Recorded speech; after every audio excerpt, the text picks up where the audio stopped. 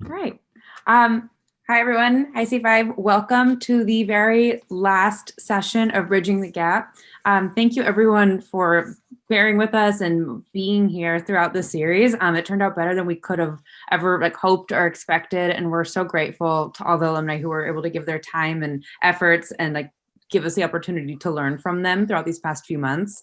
We've gotten great feedback from the cohort and we hope it was helpful. We would love to get more feedback after this is wrapped and find out how we can improve even for the next cohort and how the next cohort can take this forward.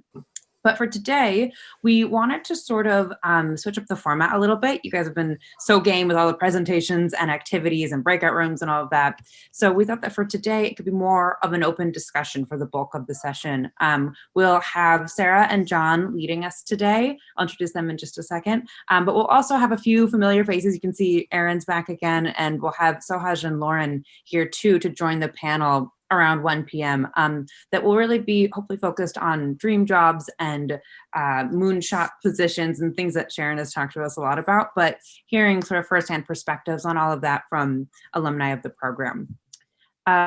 So to get us started, let me just give a quick introduction of Sarah and John, and then they'll take it away for themselves as well. But Sarah, who you can see here, is a user experience designer at Amazon. She's working on Alexa products, and she has over 10 years of design experience spanning multimodal digital products, autonomous vehicle experiences, AR, VR, voice design, service design and strategy, design research, and user testing.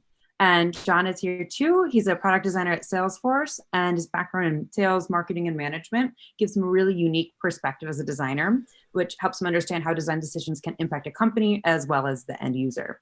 So without further ado, I'll hand it to these two, and they'll have a short presentation for us all before we get into the panel. So thank you both, and thank you all for being here, and let's do this last session. Oh, great. Thank you, Tess. Yeah, awesome intro. Okay, so I'm going to try to share my screen, but I'm not really a Zoom pro. So let's see. Okay, can you folks see my screen? All good. Yep. Okay, I'm going to just do that. All right, so yeah, so I know that you folks are talking a lot about jobs and trying to figure out how to get one that feels good to you. So really just want to put that out there that this is an alumni perspective. This is really like a Sarah perspective here. So take everything that I say with a grain of salt. Okay, so that's me. Jonathan, feel free to jump in whenever you'd like. So I'm just gonna get going. Okay, so what is a dream job? We had talked a lot about what a dream job is when kind of kicking off this conversation with the team. But really, I think we need to acknowledge here that, of course, this day and age, it's a privilege to search for a dream job. Many of you are dealing with so many pressures, family expectations, personal expectations, student debt, visa concerns on top of, 2020. So I just want to put it out there that this is completely it's a privileged space to be even considering a job that you would call a dream job.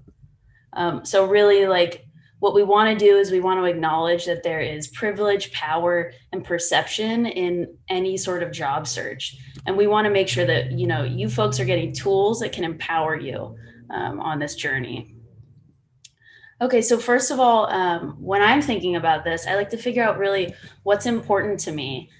Trying to think about different categories that really are meaningful, that I want to make sure that any job is going to check off some boxes. So of course, even just these categories alone should be personal to you. These are just some things that I came up with, but really what would you add to this list? And again, making sure that you have a list and that list has, a good number of things checked off is of course super important. So putting yourself out there, I know that this is the hardest part. You folks in school have been putting yourself out there all year, and I'm here to tell you that's not going to stop in the industry at your job every day. So really being able to put yourself out there for a job, I think the secret is to figure out what sets you apart. You want to try to aim for a role that celebrates who you are and what you're uniquely bringing to the table here. And this is going to be a theme that you see in my slides, is that your MDes skill set is incredibly powerful. I've noticed this in the industry since graduating, as well as talking to a bunch of other folks in my cohort and other cohorts. The foundational design process, design thinking that you've learned at CCA is really going to set you into a completely different category. And maybe you're not feeling that just yet, but I promise you that's going to be really true. Really trying to pick out like, what was your deep T in school? Where did you excel? What are your specific hard skills that you'd love to highlight in a portfolio? Is it storytelling? Is it UI? Is it user testing? Really trying to figure out what's that like kind of deepest T for you right now. Consider, going even deeper there, but making sure that what you're sharing about what you bring to the table really highlights those deep T's that you have. And then finally, the secret sauce, I think figuring out what your passion is. For me, the way I like to frame that is there something that you just love to think about that you're never tired of thinking about? Is there a hobby? Is there a community identity? Is there a specific industry that you just never get tired of thinking about? If you're able to kind of marry like what that passion is for you along with your day job, speaking from experience, I had never had a dream job before, but I found that passion and I was able to do that for 3 years. And the joy that I brought to work every day was really unmatched for me professionally. So figuring out really, like, I know that you folks are in school and your head's down like crazy, but what is your passion and what are those ways to overlap that with what you've got? Okay, so you figured out your passion. You want to make sure that you're aligning your narrative of your portfolio with the actual job that you want. And even just thinking about your portfolio, your pitch, think about that as product design. You want to target that pitch, that portfolio to the users, specifically maybe the designers who are hiring. Sorry, one sec. I have to run right downstairs. Talk amongst yourselves. I'll be right back. Sorry. Yeah, well, she's jumping down there. One thing that I wanted to mention was in the previous slide. I don't know if Sarah's the one who was controlling that deck, but talking about like the deep T skills, that's one of the most important things for new graduates to keep in mind, where it's, it's good to have understanding and, maybe competency in, a broad area of design. But the areas that you excel at, the strengths that you have, are really what's going to set you apart. And that's what recruiters or team leads, directors, managers, that's what they're looking for, is someone to fill a certain need for one or two deep T skills. Like, just recently, one of my managers was like, I'm hiring because I need somebody who can do this and this within the design process because the rest of our team doesn't have those skills. So we need exactly this person. Hi, sorry. Had to run and get stuff. Okay, so we want to really make sure that you are, sorry, just was running. Can I ask a question in the middle? Why don't you come?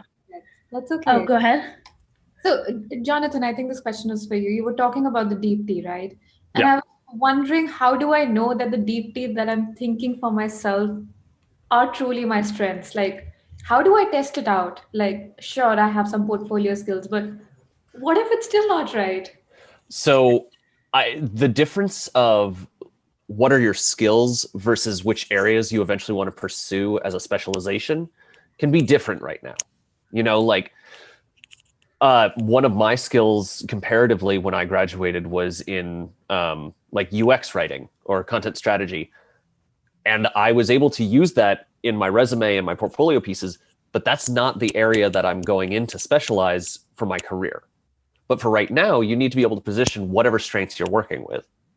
So and always know that once you're in a job, you can be branching out and working on these other projects that kind of you find areas that you do really like and start kind of deepening that T then. So, I mean, you have a lot of flexibility. It's the same as going through the whole design process of you're not planning out an entire project all at the beginning and then sticking to it. You're breaking it up into little iterative chunks. Just, use what you got and really sell it. Exactly. I love that. It's like, use what you've got right now, and Yeah. that's going to change as soon as you get in. Oh yeah. Yeah. Yeah. All right. Thanks for handling me running up and down the stairs. Okay, I've caught my breath. All right. Sorry, let me. Okay, so you're going to make sure that you are aligning your pitch to be really exactly what you want. But now you've got your pitch. You need people to give you feedback. You need a fresh set of eyes in your portfolio, whatever you've got. They're going to see things that you just haven't even seen. So really just some things to keep in mind at this point in the process, making sure that you have reviewers that their opinion is particularly valuable for you.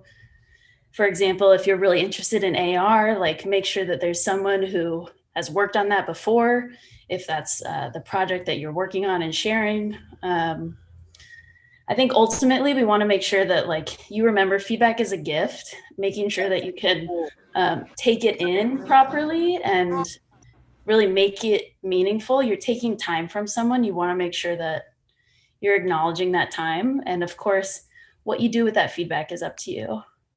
I want to pause. I think someone was asking a question. Nope. Okay. Okay, so you've got your portfolio, you've had it reviewed. How do you get the in? So as new graduates, of course, like sometimes the hardest part is getting your foot in the door. I think for you folks, again, like you've got this magical dust on you. You've got your CCA network. You've got all these really amazing leaders in the industry who are already doing the work. Leverage that connection that you have, you know, make sure that you're working on what you've got and trying to connect. Really, I think this piece about connecting with other designers within a team or an organization that you're interested in, for me personally, that's worked a lot better than working with recruiters. Being able to understand, like, on the ground floor, what's it like there for other designers, and making sure that what they're sharing with you even aligns with the job that you're looking for. Really, again, like if you're looking for a mentor and you find one, don't forget that the onus is on you to follow through. Again, time is a gift for professionals. And then just overall, just like your portfolio, thinking about it as a product, you should be thinking about your design hunt as holistically as possible, making sure that you've got things buttoned up, things are making sense, there's a clear story that you're telling, and you're leveraging all the tools that you have. One other point on there of for finding a mentor, one of the kind of first steps you can take on that, and just in general to be able to network, set up informational interview, because right now it's like, I just want to know about you. I'm not trying to network to find a job. I'm just trying to learn about what your story is. You know, if you have any advice for somebody who's coming in, you know, what your job is like, because this is an industry where the people, more than any other industry I've ever been in, are willing to like take time to meet with new people. And I already know somebody who, like, they set up an informational interview just to talk to somebody who was at LinkedIn, and that person remembered them and was like, hey, we have an opening, I'm going to send this your way. And you know, it's that kind of stuff where it's setting the foundation of, you know, that informational interview to just build a relationship, build rapport. Who knows what it can lead to? Yeah, I think that plus one on the relationship building, it's incredible that, like I'm saying, your network, these are relationships that you can leverage, and even you connect with those designers, they think about you. Absolutely, John. That's worked for me too. Yeah. But you're right. I think UX is kind of special and empathetic and warm and a little bit more open. Mostly because more than any other field or industry I've ever known, it is full of people who've had non-traditional paths to get in, and almost every single person who's gotten into it has gotten some kind of break from somebody who was like, oh, I'm going to take a chance on you, or I'm going to invest some extra time with you. And so a lot of times designers want to pay it forward. Yeah, absolutely. And I think that chance, it's important. How do you get people to take a chance on you? Show your energy, show your passion, show your interest. Even if you don't necessarily have all of those skill sets, if you've got the passion, hopefully they give you a chance. Yeah. Okay. let's keep going. Okay. So here's a set of just like 4 kind of broad questions that I like to think about when assessing an application, role, team, or offer. So try to keep these questions in mind for yourselves and definitely build on top of them. Something that I like to think about is, especially just coming from where I've been, I want to make sure that UX has a seat at the table. Some questions that you can find out to really get down to those nitty-gritty answers in a short amount of time is understanding where your team sits within the organization. Are there lots of UX teams? Is there centralized design leadership? Understanding that organizational structure might help you understand whether or not UX really does have a seat at the table. Even for me, understanding if UX is a strategic partner or downstream receiver has a big effect on the way that I work. So again, some things to consider for you. Another question, is there upward growth potential? For me personally, if I don't see that for myself, I don't want to spend time at a place. Some ways to really try to understand deeper about that organization is trying to figure out, even within like the design team, who's running projects? How are projects chosen? Is there transparency or collaboration for deciding what the org spends resources on, So again, if you want upward growth potential, are you interested in leading a team?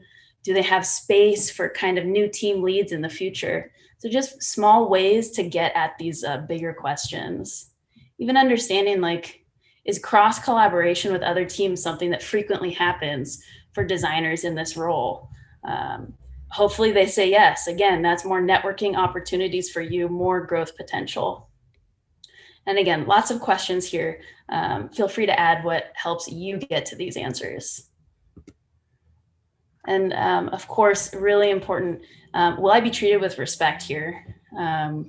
For me, knowing that there's other diverse folks in the organization that are like me, knowing that there's special interest groups or representatives that you could even speak to better understand what it's like for folks like you within your organization. For me, I'm gay, knowing that there's a gay alliance at Amazon, being able to reach out to folks who are in those special interest groups and understand how their day-to-day is within our own community just meant a lot to me. And again, like, are there people like you in leadership roles? Is there an active HR community? Just really understanding what's the respect levels that you could expect here. Okay, and then finally, does this organization reflect my values? And we know there's many, many, many ways to assess this, but just thinking about an organization's interviewing process. Ask yourself, are my time and efforts being valued by those assessing me during the application process? Again, I think there's so many ways as a UX designer to feel downtrodden. You're sending your, portfolio, all your stuff out into the void almost. Make sure that you're not doing that, and you're making sure that organizations are trying to understand what your needs are for a role. Understanding, even in just the interview process, do I see evidence that this organization is trying to combat unconscious bias in their hiring process? Again, kind of questions to help you get deeper understanding of the organizations that you're considering. And again, just real quick key takeaways. So of course, nothing's perfect. We know, again, like, a dream job is hard to find. Concept of a dream job is even questionable.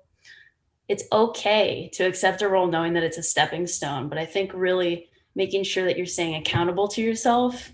Do you have a timeline or certain goals that you want to make sure that you're tracking while you might be in a role that you think is more of a stepping stone? And another caveat just about those stepping stones is that every line item on your kind of like CV, that's going to tell kind of a design story about you. You should know that the jobs that you take will impact kind of the story of your journey as a designer. It's not meant to scare you, but I think that deserves acknowledgement. On the positive flip, it's like, for me, I worked on a voice experience when I was working at Neo. Being able to have the story of working on voice helped me get that role at Alexa a lot easier. So really understanding that the design spaces that you start in, the kind of work that you do, that's going to impact how folks assess you in the future. So again, not meant to scare you. And yeah, go building ahead. off of that a little bit, all of these, yeah, like the dream job concept definitely is a privilege and it's great. One of the ways to look at it is that it's not a yes or no. It's not a binary, like, is this just a garbage job? Is this my dream job? You have the ability to work kind of on tiers. Like, how many of these questions are you able to ask given where you are in life, given your circumstances? Maybe the only thing that you're able to do is be like, I need a job, period, because of visa concerns or because of I need to pay rent and I need it. Like, when I graduated, I had to take the first job that I got because I had $35 left in my bank account. And I was really fortunate that it turned out to be a great job, but that wouldn't necessarily be the case. But once I had extra security, I was able to start adding more of these questions along the way of what is the culture? What is the environment? Are there areas for growth? And so that is something that just keep in mind you're able to do is add all of these different questions on there. It doesn't have to be a one or the other. Yeah, you create your own categories. You figure out what boxes you want to check, but make sure that, again, you're staying accountable for yourself. And again, like, a job is not a one-sided relationship. This should be beneficial for both parties. And you really want to make sure that you are, okay, I'm going to miss your smiling faces. You want to think critically about any role that you're either applying for or once an offer is on the table. And again, I just want to underscore how valuable, how powerful your degree is. Again, hey, Lauren, what's up? I know a lot of us in other cohorts can really speak to this, that this is a superpower. Even if you're feeling the most desperate, knowing that you are kind of set in a different category of other folks who are doing this because you've got this awesome foundational education. Totally super serious about this. This has been really valuable for me in my career, and I believe that many other folks can agree. And then just finally, we know dream job is a flexible term. It's really what you want it to be. You should define your own dream job and go for it. That's it for me. That was amazing. Thank you so much. So I think that was wonderful. And I think I just want to say, I really loved how you ended that and really reminding us the power of the degree that we've been working so hard on. I think, at least for me personally, it's very easy to get, sucked down into the trenches, into the weeds of your work and sort of forget like the larger goal that you're striving for and realize what an achievement it is for everyone here and everyone in the cohort to graduate with this degree. It's like hard without the ceremonies that we are expecting and that we're used to recognize that sometimes, but it is a huge accomplishment. So hearing an alum say that, I think, means a lot to a lot of people here. So thank you.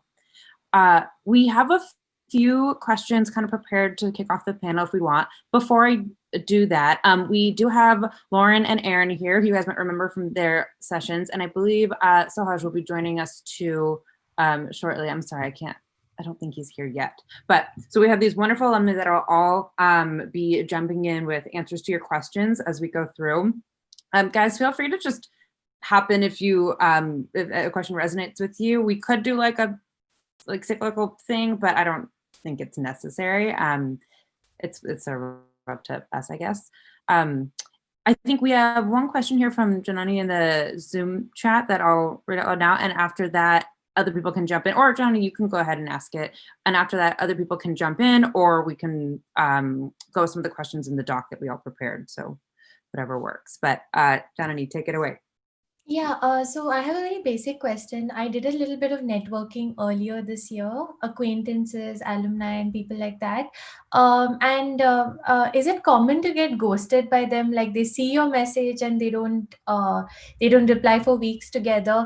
And I understand that people can be busy, but is it polite to remind them again and then once again? At what point do you let it go?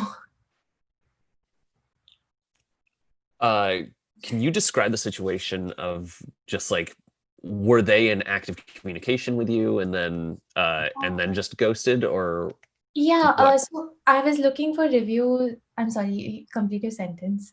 does it? Oh, okay. I was looking for reviews on my work, and I reached out to people in July. When we spoke, they told, please reach out when you're done with this project. We'd like to speak to you again. I have sent them follow up mails throughout the last 3 months saying, I'm at this stage in my progress. Recently, because I'm done with the project, I reached out to get a review on that, and they saw it, but both of them haven't really replied.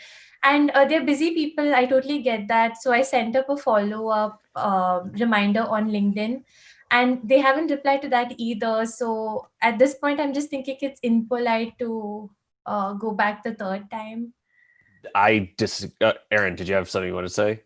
Out of Sohaj, but I think Sarah did a really nice job of talking about how this stage of your journey is about kind of relationship building and making sure that there's reciprocity, right? Because you are in need of so much and people hold a lot of power. So it's a dance for sure. I think there's an opportunity to ask yourself the question, do I feel comfortable reaching out again? If you feel like it's no, but you want to do it, maybe stop. If you feel like you are comfortable doing it, think about the ways in which you can frame a dialogue wrapped around the ask, or about perhaps what that engagement may bring to the person responding. Because people do get busy and they see something early in the morning and then a project pops up and then they just never, it just gets buried. I would say do your best to step away from the like personal feelings of investment in that outcome, and more about saying like, okay, how might I do a stronger job of writing an initial message next time? What have I learned from this? How do I take away from it? But I know that I have poked at people too much and they're like, hey, chill out. And that didn't get me the result I was looking for either. So yeah, it's kind of. I think also try other channels. Like they might not have time to do this. Put that in the message of another way that you reach out to them. Like if they're in an office again or something, call them. Just give them a call and be like, hey, I know you might be super busy. We spoke about this. I wanted to see if you were still interested in being able to get to like talk again. If not, that's fine. But I didn't hear back from an email, so I thought I'd just give you a call. Send a fax. Send like it. Okay, don't fax them. Don't fax them. Depends where they are. I've done it and it's worked great. Again, but it's things that you have to feel comfortable with, but don't shy away necessarily from stepping outside of your comfort zone, because it might be something that cuts through the noise. Like, how many emails do people get versus how many calls does a person get?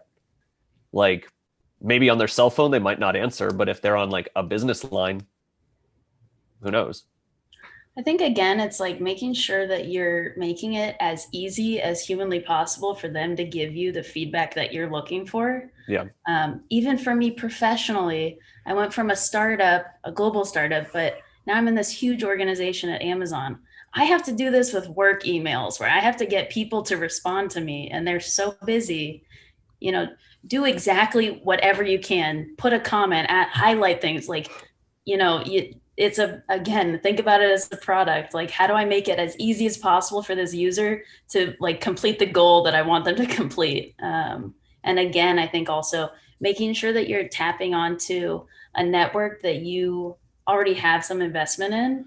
I liked Aaron's response there for that. It's like, is there a reviewer who specifically gave you feedback? Like, remind them of that connection that you have, remind them why you're even reaching out. But again, sometimes screaming into the void, you kind of just maybe just find the person who will give you that feedback that you're looking for.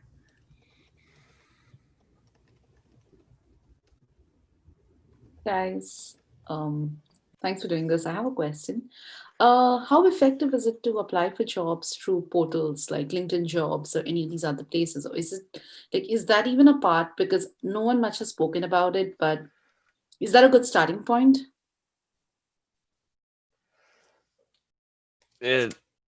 I can tell you my experience for when I first was applying for things. I was sending out direct emails. I did a couple portal things. I think that in your job search, it doesn't hurt to, especially if it's ones where it's like a very automated, easy application, it doesn't hurt to send them out as long as it's with other efforts. Like, don't rely on that as the only one. But like, if you're trying to network with people and you're working on like maybe some freelance something, you're working on your own personal projects and setting out these just cold applications, yeah, it like if you have the time and the bandwidth, sure. If nothing else, it's you might just randomly catch something. Who knows? Yeah, I think it's just, again, it's like you're not actually starting from scratch compared to lots of other folks. You've literally got like, I don't know, 6 alumni on this call. You are paying for this, like leverage this. Yeah. A lot of those portals, even again, like once you're inside, typically they prefer referrals. They want that human connection. So again, I think it's less about screaming out into the void because then you're competing with everyone. It's more of a targeted ask. Who are people who I already have relationships with? Or even a secondary relationship. Do you have a good friend who can introduce you? That's been really valuable for me, but wondering about Lauren. Yeah, I think everything you guys have said makes a lot of sense. I would say that it like doesn't hurt to like put in your portfolio just through like those LinkedIn things, but I will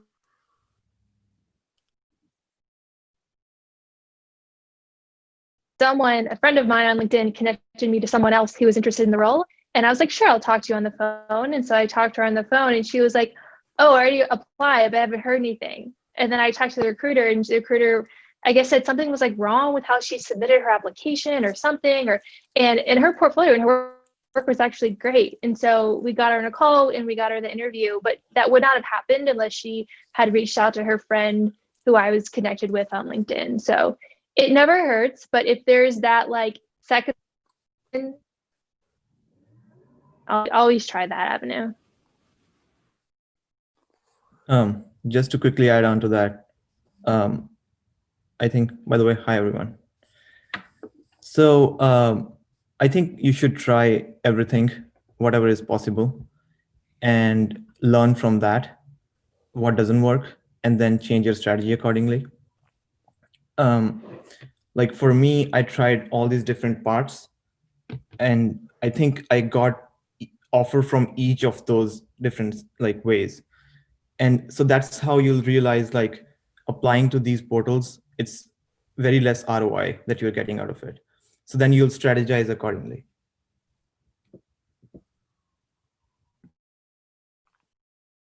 Thanks, guys. This was really helpful. Saved a lot of time.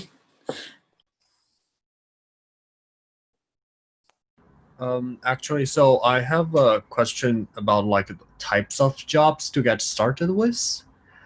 Just want to know, is it like normal to for someone to start to like jump right into ended up jumping right into a full-time job, or it's more common for like let's say like a couple months of internships is more realistic in one way or another?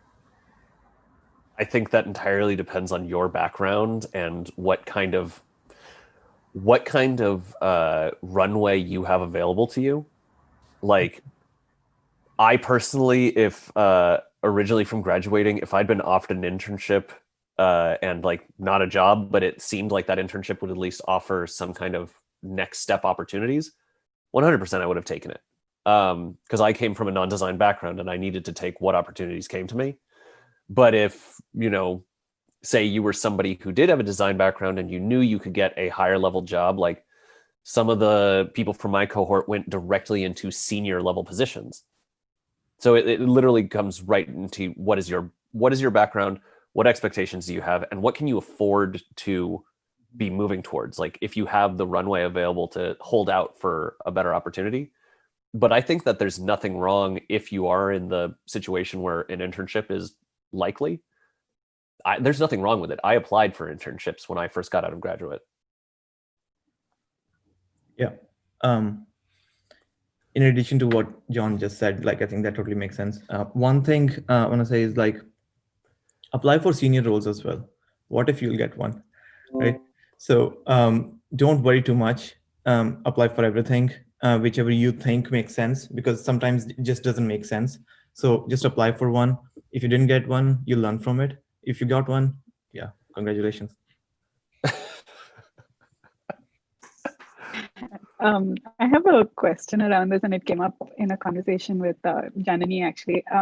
My background's in architecture, so I don't know if that would be considered as a starter in UX, but I'm figuring all that out. But I've realized I have an interest in design research. And can you all share any experience you have with that? Like getting into design research straight out of school, does that kind of mean that will be the path? Is it hard to break out of that and get into product later? Just what that looks like in the industry, starting out in design research.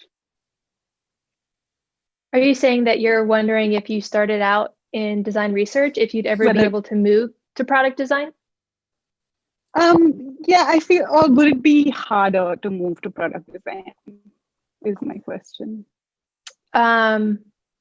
To be honest, potentially, yes. I also have always been super interested in design research. And I love working at companies that have smaller teams where I kind of have to do some of that stuff. And so I think there are so many roles out there that don't have the resources or enough people. Sure. As a designer, many jobs you're able to play that role. But yeah, you could also go the route of being a sole dedicated researcher yourself. But if you're still trying to figure out which one you want to do, potentially a role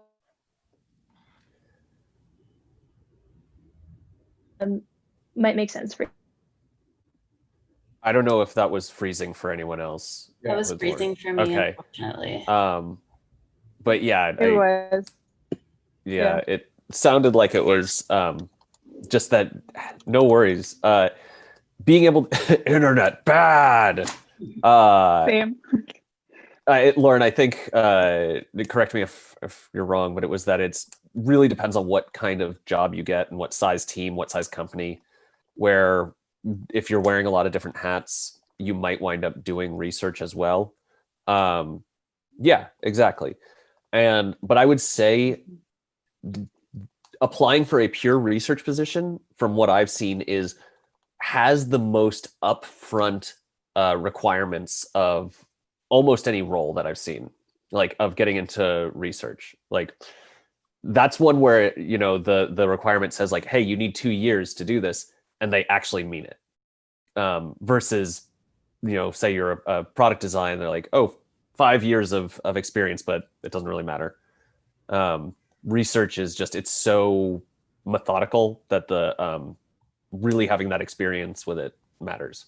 So being able to do a product design and do additional research on a team is a great avenue to be able to get that experience if you are interested. Yeah, I want to build on that, is that if you're lucky, you get to do product design and UX work in which you are running your own research. You're trying to find insights. I don't know your background, and I don't know you personally, but in my world, if I were to come across a designer who has done a bunch of research and has like a UX background, that's almost more valuable than sometimes a straight up researcher, because you can really create awesome actionable insights and then like bring them to life. If anything, you might be able to keep yourself more of a wide generalist if you say, hey, that's my deep T. This is what I'm so excited about, research. I want to make sure I'm doing a little bit of both, but having all of those kind of like in your toolkit, that almost makes you more valuable in my mind. I think there's like a framework that's starting to emerge from a lot of these answers, which kind of pushes back on the notion of the dream job as a discrete thing that exists. And perhaps it's like crafting your own career journey. And so for your question of, is it advantageous for me to start as a researcher in order to get somewhere else? I think the way it may be helpful to approach it is to say, what are the roles that you want to be in?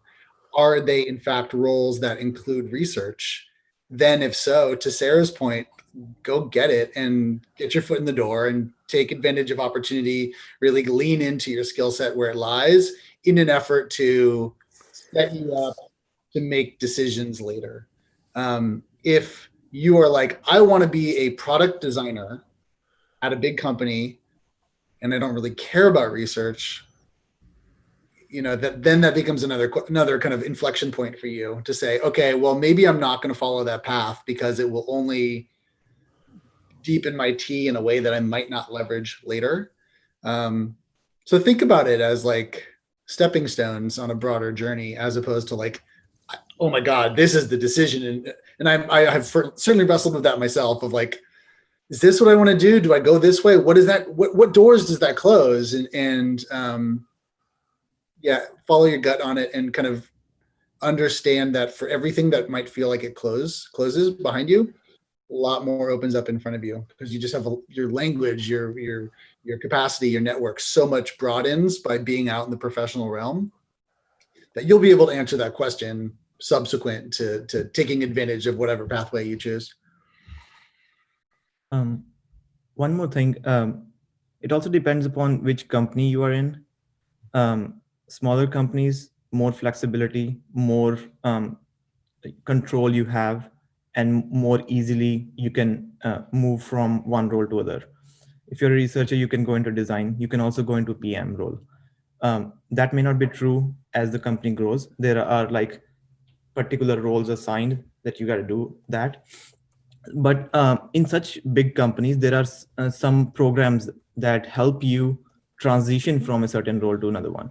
So you can think about those things as well. So there are two opportunities here. For the smaller companies, you'll have flexibility so you can morph yourself. And the second one is to opt for such programs where you can actually transition. Just want to add one more caveat to that, is that I think it's not even just the org, thinking about the team. Because again, I'm in a really large org, but we don't have any researchers, and I'm actually doing more design research here than I ever expected. And it's really cool to be able to do whatever. So again, like that team, the hiring manager, what's specifically going on there will help you get that answer. And Sarah, to layer onto your layer, is it a product company or is it more of a consultancy? And from what vantage point are you viewing problems? Are you being brought in as a hired gun to help unstick something, or to bring in a specific skill set to advance the mission of your client? Or are you in service of a product and an organization that needs to feed the machine itself? I don't know if anybody else here works in a consulting model, but for me, it creates opportunities and it creates drawbacks, right? Yeah, thank you so much, because I feel like that's just added another layer of thinking for me personally, just the kinds of questions to be asking. So yeah, that's super helpful. Thank you all.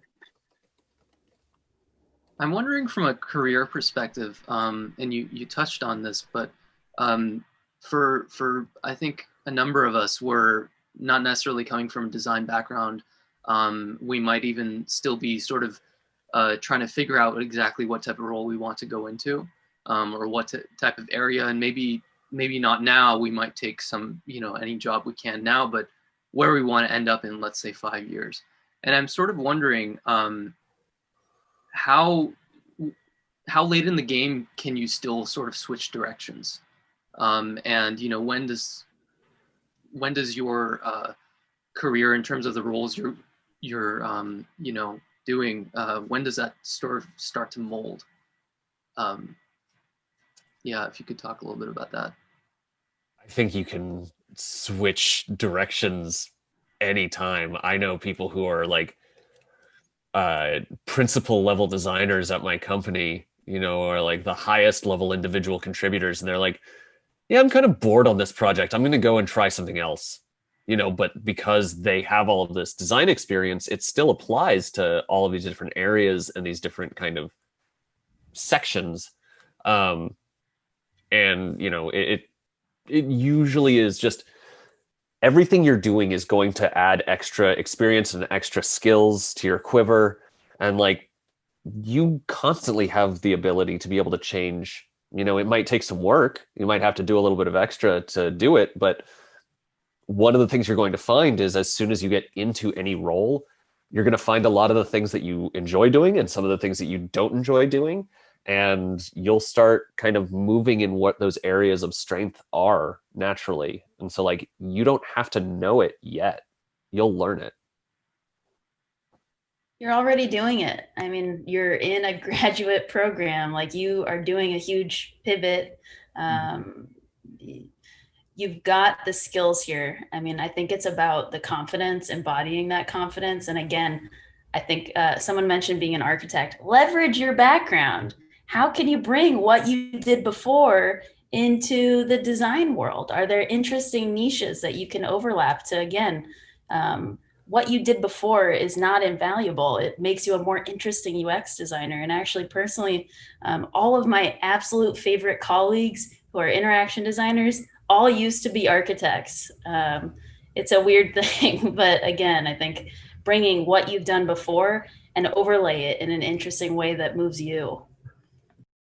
Yeah, those strengths are huge, of like using your background, and maybe try using that as a strength when you apply somewhere. Like, I brought my sales background in to be able to apply to companies that were designing for like sales software. Like, I work for Salesforce now, and I'm able to use that every day of being like, well, this was my experience as a user. So, being able to leverage that. One thing, this is something that I think almost everyone feels, that they are not just one particular thing. Obviously, there is more to the story. So don't consider that you are just this one piece of what job you are doing. There is more to it, and you should always flex yourself in whatever part of career you are at the moment. And that is true for everyone, even on the senior roles. And that's why most of the companies, at least in the Bay Area, they hire such people who have diverse skill set and not just like only a particular type of thing. So they know that, and that's how most of the things actually are starting to happen in the design world. I have a question for Lauren to expand on this comment you made in the chat, which I think is really interesting, about kind of hopping to different industries. I wonder if in your interviews, like when you were moving from healthcare to urban mobility, if there was you met any resistance with like lack of experience in the industry. I think about that for myself, because I'm coming from sort of like an agency background and moving into product design, but potentially taking a job somewhere where I'm not committed to staying in that industry long term. If I wanted to switch later on, would having that, I don't know, transition or change in industry. So you're saying that would be appealing and not reason for resistance. But I'm curious about your experience switching industry. Yeah. If you guys, can you guys hear me? Yeah. Okay, cool. I think that in terms of like going like agency to in-house, I think that can mean something to people, and some people, they don't care. I think some people are like, oh, we want an agency designer who can really like think outside the box, and that's something they look for. I think some people will be like, we need if I'm in-house, we need a designer who has the experience of shipping product in-house. So I think going like agency to in-house can mean something to the employer depending on what they're looking for. But I think switching industries a lot of the times doesn't matter much, because I think you can a lot of the time find like analogous comparisons in how you use patterns across industry. Yeah, for example, like my last job, I was working on a navigation tool that in healthcare where you're like navigating a map to get somewhere. And I work on similar stuff at Cruise. So you can always find parallels between industries that are relevant.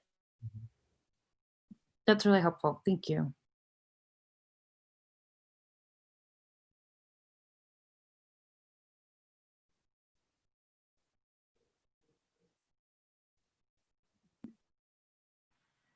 I have a question. Sarah, in your slide deck, you mentioned upward growth potential when you're looking at applying for a job. How helpful is it to sort of have something in mind when you're picturing what that is, or just the fact that it's there is something you should look for?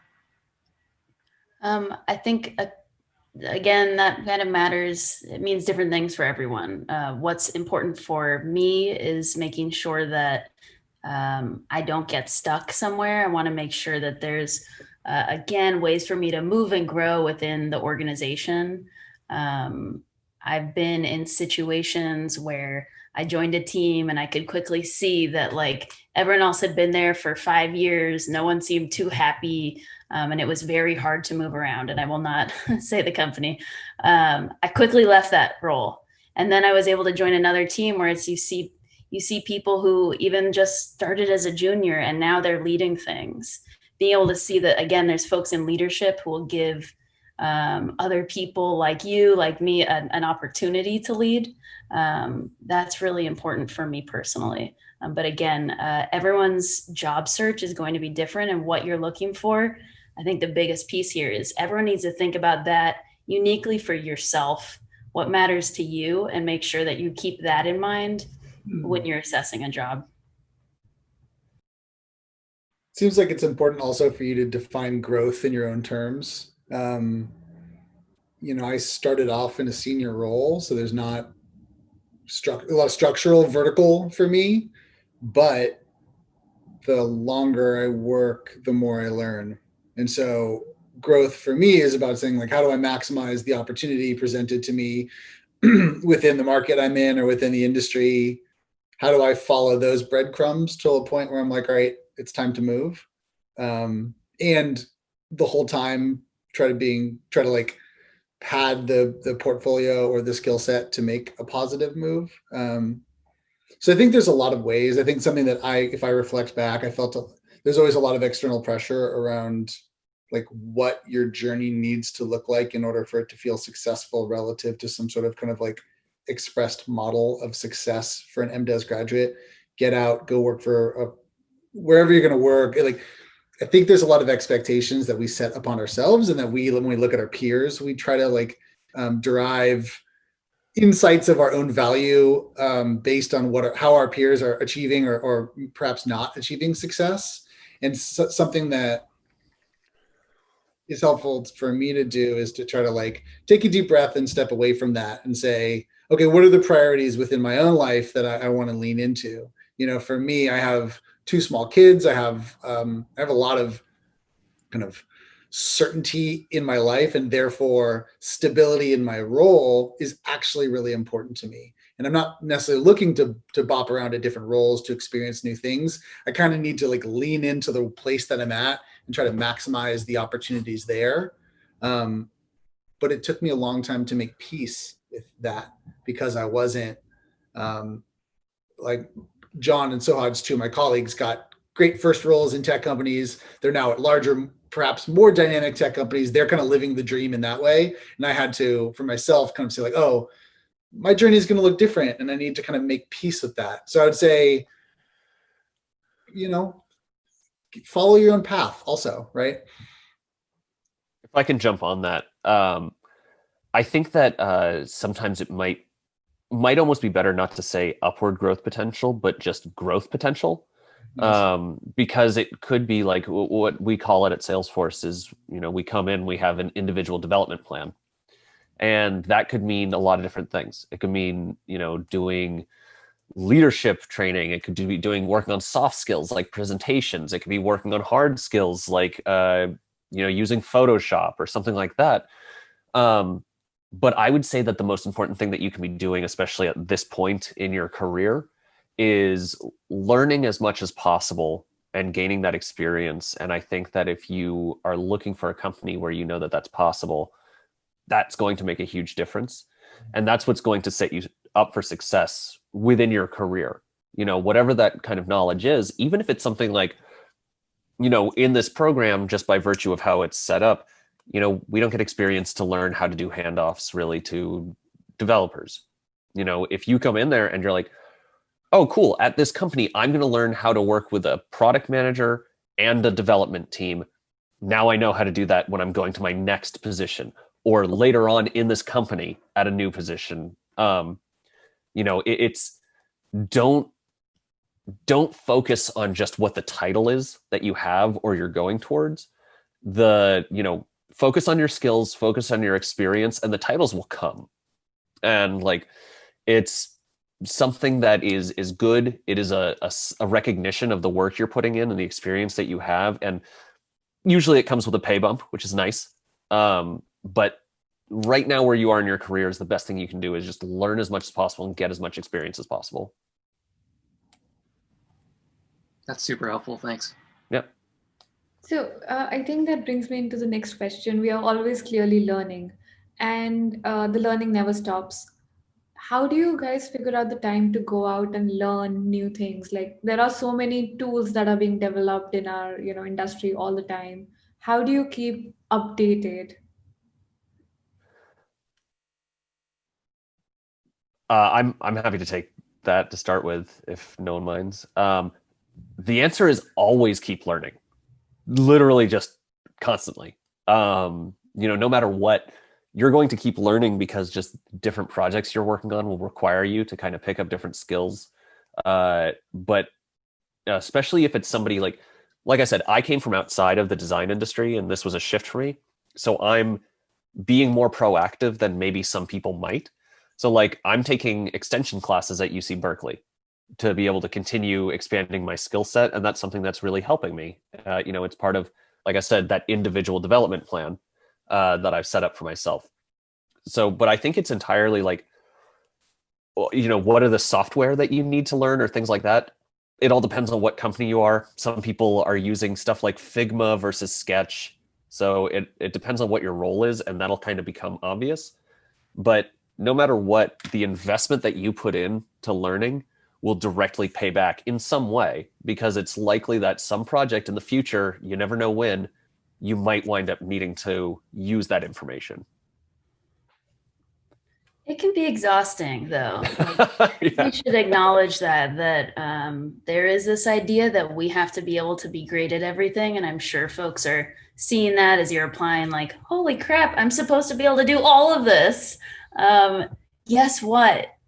You don't actually have to. I think that's the big deal. Is that again, find what you're great at, and I think that will come to light for you as you work.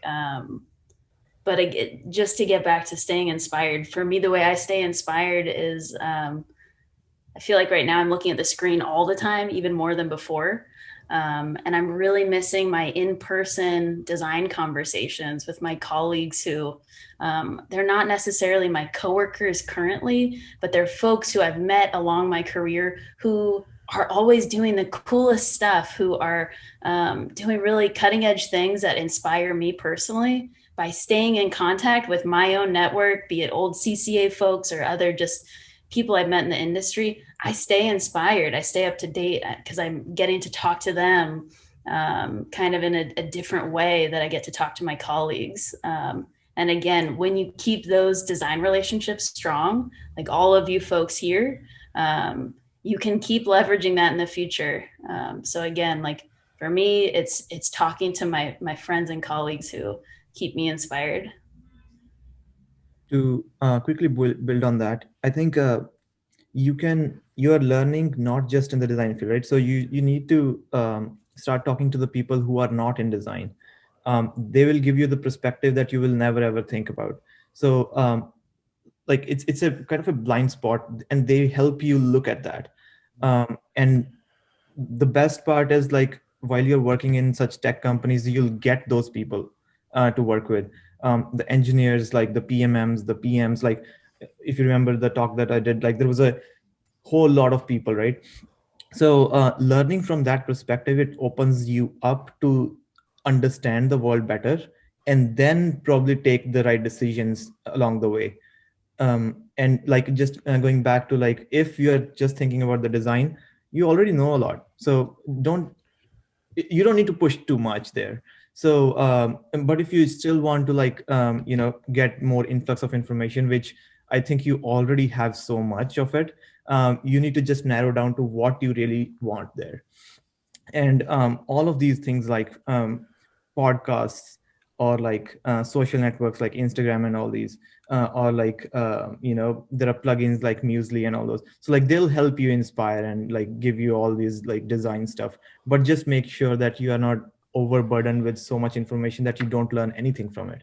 So I think the to kind of again build on what Sarah and then Sahaj were talking about, in your professional role, your job, the reason that you are being paid is because you're bringing specific value to an organization to advance the value of that organization. Keep your eyes and ears open to the kind of Venn diagram of like where the value for your company is and what are the things that you resonate with, and go towards that in your professional realm. So you can say, how do I lean into the things that are going to make me a more valuable contributor to the team I'm on or the organization that I'm in, and also that'll keep me kind of connected and fired up and perhaps more inspired to do my job, or to bring different perspectives, or to be able to reach out to somebody else and say, hey, now that I'm working on this, let's circle back on that really small conversation we had a while ago, just because I was interested in it.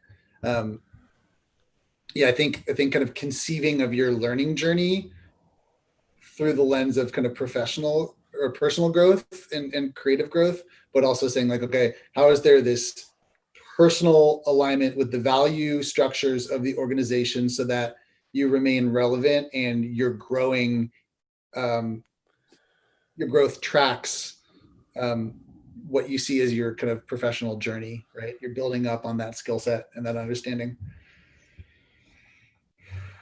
Thank you. That was great.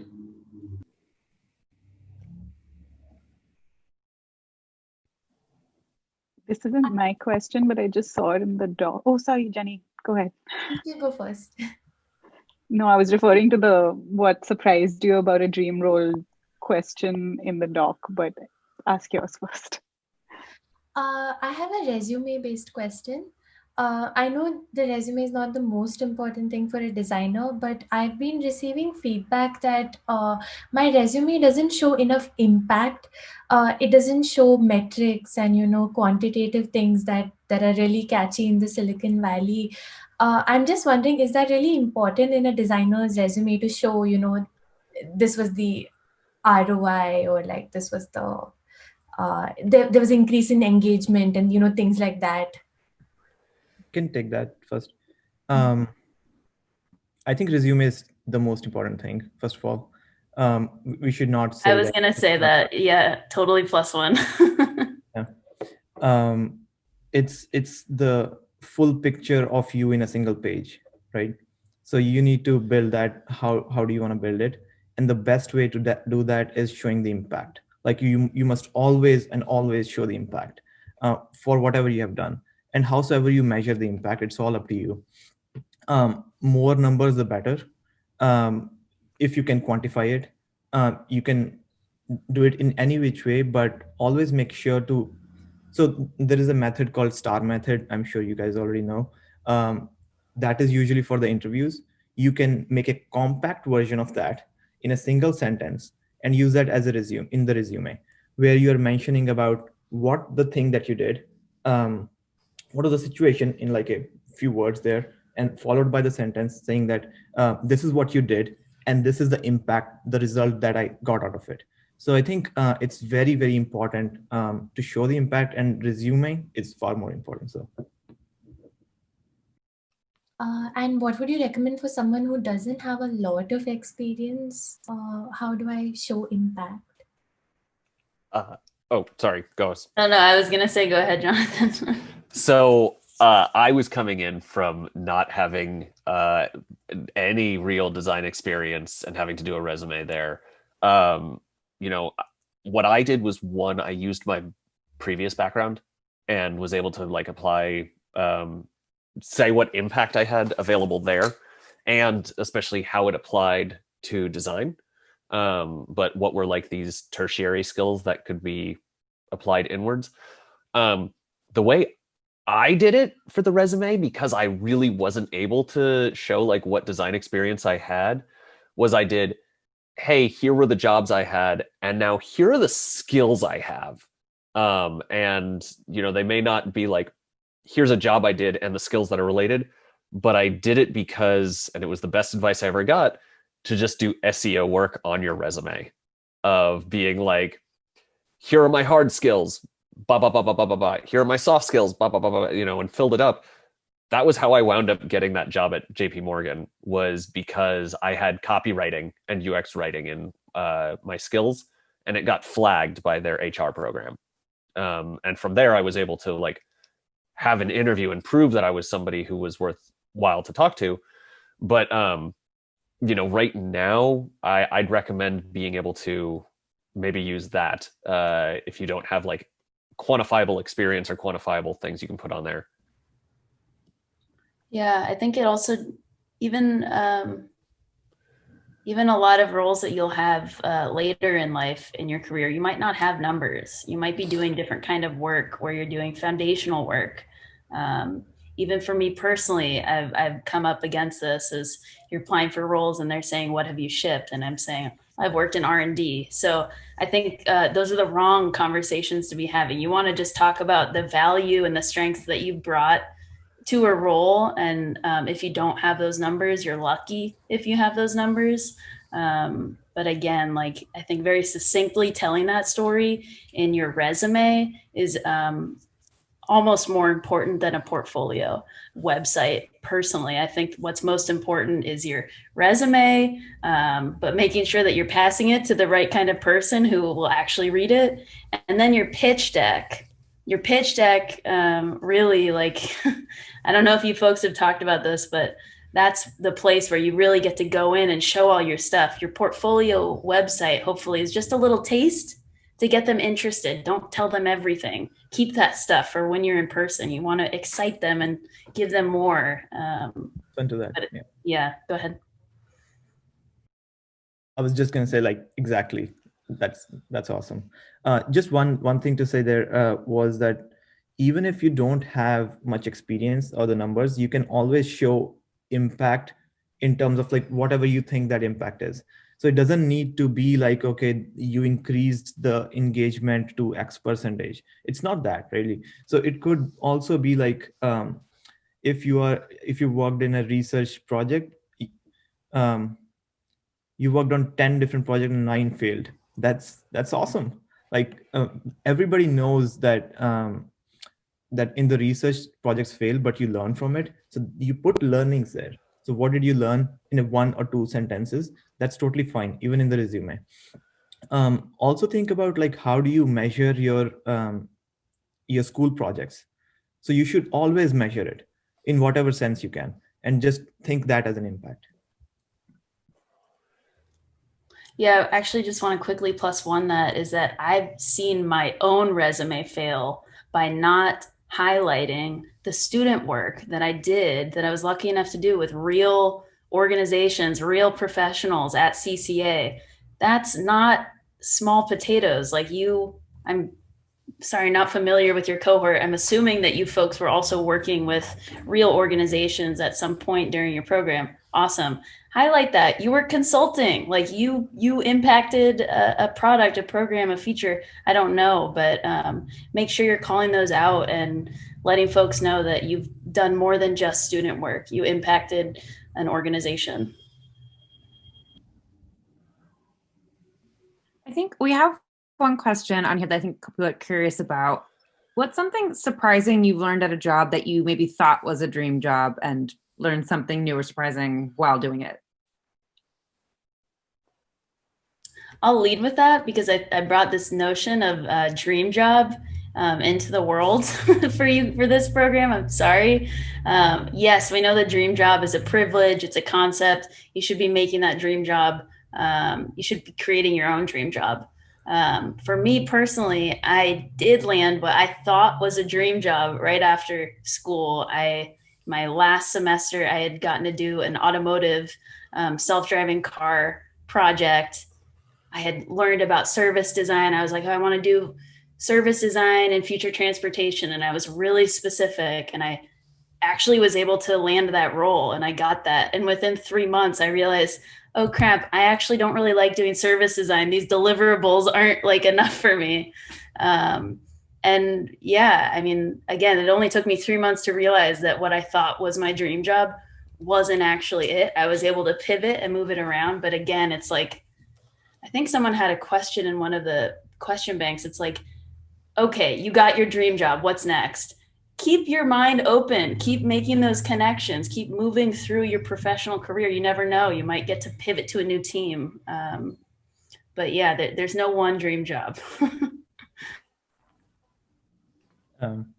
Just to add a little bit there, the way I see is like, you don't always just say like, there are like probably a million ways to get there, whatever there is. And there is not just one there. So try to keep an open mind and don't apply too many filters initially, and just get the job first. You'll learn from it. Use job search as like the design process. I mean, we all know what the design process is for the products. Like, do the same thing with the jobs as well. You'll get a job, probably it sucks. You'll get another one, and then probably it's better than that. So you'll learn from those things, and eventually you'll be at a much better space there. So don't always think like, okay, like that person in my cohort, like he got an awesome job, I got this shitty thing. That's okay. Like, you should actually be thinking in terms of, this is not the end. This is only the start of it.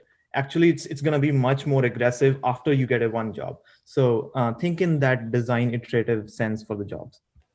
Yeah, 100% that first job of like getting your foot in the door for that first job is huge.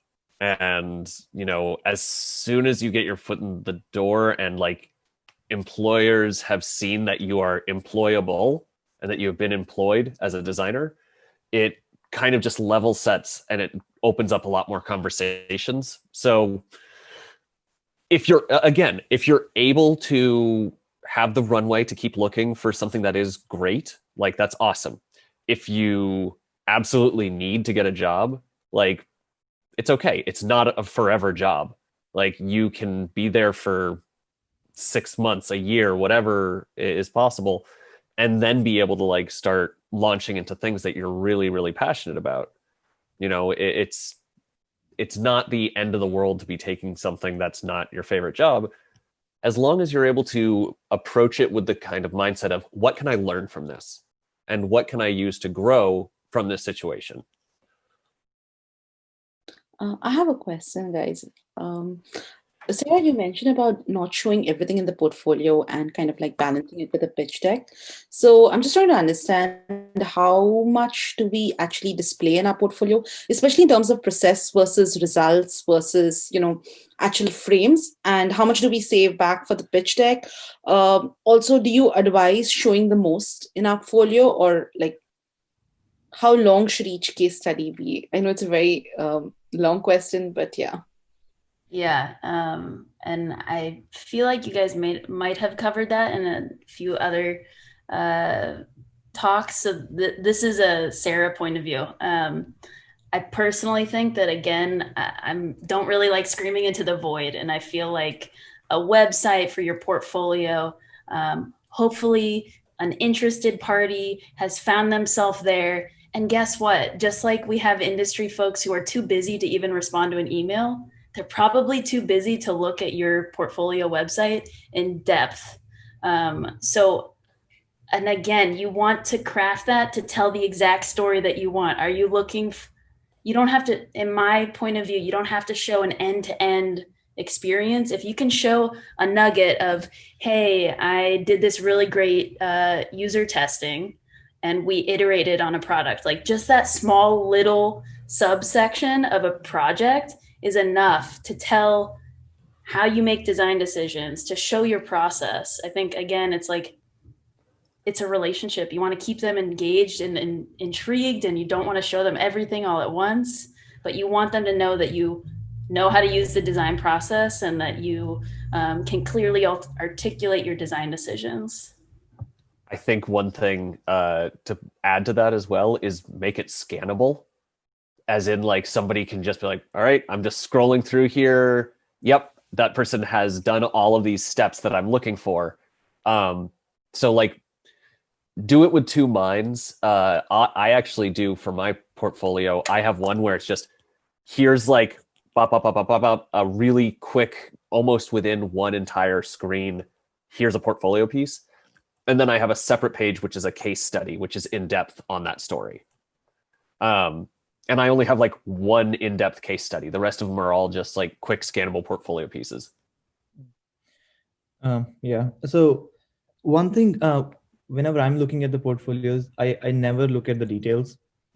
All I care about is, so the way I want the portfolios to be is, tell me the problem and show me the solution up front. Everything else, it should be there, followed by that. But it's just for the sake of, okay, you have done all those things. And I'll just scroll through that and probably never look at all those details, but just what's the problem, what's the solution, and obviously what's the impact of that should be upfront. And even if you can take out some of that part on the very first page, because I don't want to click. And whenever you add more clicks or like some fancy things going on, like, so you will lose like the person there. So how can you, first of all, like make that, as soon as they land on it, make them stick? What's unique about you right up front, right? It doesn't need to be always like, hi, I am this person, I am a product designer and I do these things. So everybody's going to do that. So think, what's the very unique aspect to you? Put that up front. You'll have probably like 10 seconds more attention than others. And that's when you scroll down in your projects, if let's say you are showing 6 projects, show the top 2, the ones that you really feel passionate about, and you use that is what will get you the job. Those kind of projects should be the first 2. Usually I usually open those 2 and just show me what the problem is, what the solution, what's the impact, and then I'll just close it. So this is probably less than a minute. So think in that sense and then probably frame it through that perspective. I have a question on there. Go ahead, Ida. Okay. Yeah, so like you said, just put problem, solution, and impact under there. And can you explain what's like impact? I mean, like we did all the school project and like we didn't do we didn't have time to test it out after we built the prototype. So I was wondering what kind of impact you are specifically talking about. The impact could be, for example, if you proposed something, right, to an organization, that is your impact. Like you actually prepared the whole plan and you actually like presented it to them, and that is now somewhere there. And like if that's nowhere, like that's your impact. And if there is more to the story, that's your impact. So it's all up to you how you want to phrase that impact. Just working with an actual client, and if they have probably incorporated that into their process or in their actual like some sort of a product, if there is a product. So all of that is impact. Just think in terms of so there was I don't know if you guys had that talk around like different ways of measuring the impact. Last time we had it, but there are so many ways. I can share the link with you. But always think in terms of how do you measure it. So in whatever sense, and even the school projects can lie into the same category. Could I jump in there really quick? So this is the same thing of different companies are going to have different things they're looking for from a portfolio. Like, and different people are going to look for different things. Like when I was looking at portfolios at JP Morgan, for people we were hiring, I didn't really care about the final project. The portfolio piece itself kind of was the final project because it showed like, this is what the end product is going to look like, but we needed to know that they had early stage design experience or early stage design chops because that's what we were focused on there rather than what the final project was. So we cared about like, great, do you have this early, these early pieces here? So, Sohaj, I think, has a great kind of template for how to do it, of making sure that if a recruiter or a hiring manager only looks at that first screen from clicking into a portfolio piece, they see everything they need to. But there is a lot of variability, and it is a kind of a little subjectivity. And I know that that's not super helpful because I wish I could just give you put these things in this order and you're fine. But I think that, the main thing to do is just to show, yes, we have experience with doing design work and we know what steps go into it to do our thinking, things like that. And it's, again, getting, like Sarah said, getting feedback from other people, that is something that is going to be very helpful as well. Yeah, and again, I think you should really do your best to leverage your relationships. And again, once more, I'm gonna like die on this hill. You folks are not alone. You have your whole CCA community. You're so much ahead of so many other folks who are trying to do this position, this kind of like pivot in their career without this foundation. So leverage your network wherever you can. That's a perfect note probably to start wrapping. Shervin, if you want to jump in. Yeah, we're at 2:00 here.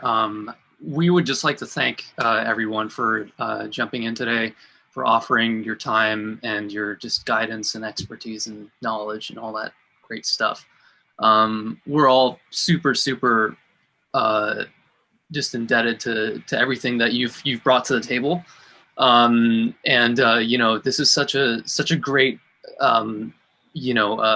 sort of episode to end this on, bridging the gap, because it sort of sends us off to the next step, which is applying for jobs. Tess, Purva, and I would like to thank everyone once again. I would also like to thank Tess and Purva for being such a great team and making this happen. We would also like to, before we jump off, just takes a sort of group photo, a group screenshot. So if you could just turn your camera on, if you can, a big smiling face, and I'm gonna take a screenshot. Cool. All right. In 3, 2, 1. Awesome. Cool. Thank you so much, all of you. Thank you for turning up to every one of these and just making them awesome. Plus one. You guys were amazing. Thank you, Tess, Purva, and Shervin, Thanks to for you organizing this whole series. amazing job. Yes, thank you for the entire series. Happy Diwali, everyone. Bye. Yes, happy Diwali. Happy Diwali. Thank you so much.